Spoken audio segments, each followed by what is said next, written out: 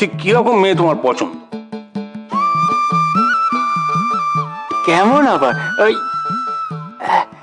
একটা মেয়ে। হ্যাঁ, মেয়ে তো বটেই, তাহলে একটু বর্ণনা দাও দেখিনি। সে কি তন্নি, শ্যামা, শিখর দর্শনা, পক্কবিম্ব দরষ্টি? পক্ক, বিম্ব, পুষ্টি।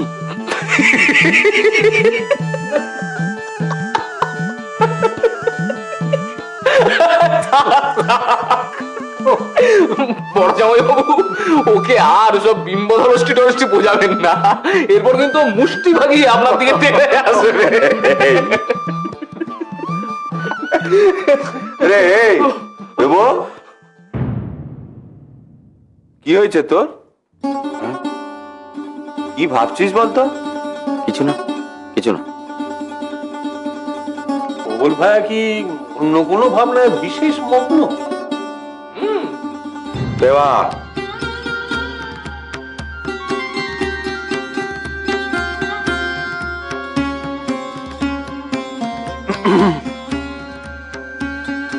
যাই একটু কলঘর থেকে ঘুরে আসি।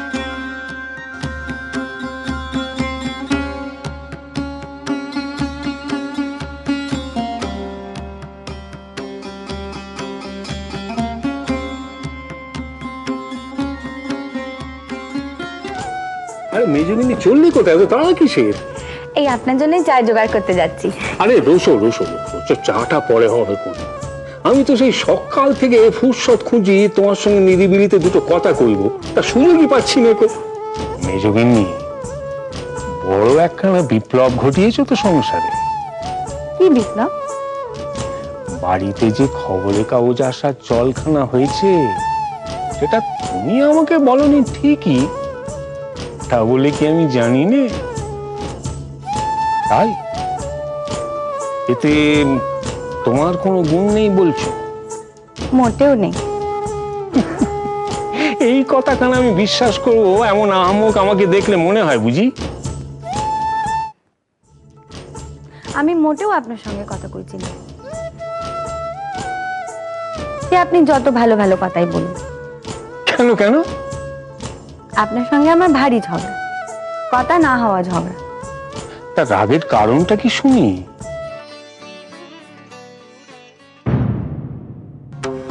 ঠিক জানি, ঠিক ফষ্টি নষ্টি চলছে, খালি পরপুরুষে নজর। একটু আগে ছোঁয়ার সঙ্গে গল্প করছিল, আর এখন মাঝে কেন মেজবো কি অনুমতিখানা দিল? না না, আর রাস টানতে হবে। সর্বনাশ, এবার দেখছি সত্যি সত্যি নির্বাসন।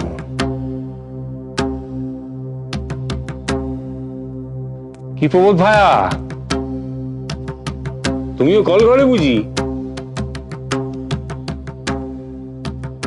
গভীর আলোচনা হচ্ছে বুঝি? আমি চা করতে যাচ্ছি।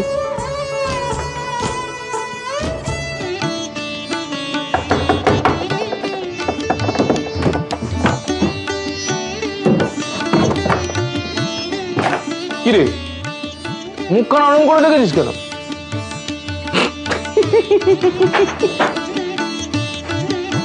ছোট্ট কুকুর বিয়ের কথা আমার মাথায় আসে কি করে বলো তো? তারই খুব কামিয়ে কামিয়ে মেয়ে সেজে সেজে তার যা অবস্থা, এখন যদি তার একটা বিয়ে দিতেই হয় তখন তো একটা ব্যাটা ছেলের সঙ্গে দেওয়া উচিত। তুমি কি বললে? এই মল্লিকা শোন, দাঁড়া। কি যে বলে ফেলিস তুই মেজো বউ? ও মা, আমি তো শুধু মজা করলো, তুমি অমন করছো কেন? ও সবাই বুঝবে। তুইও তেমনি মজা মজার লোক তো সব। চাই আমি বরং মল্লিকাকে নিয়ে আসি গে। না না, তুই বস, আমি দেখছি।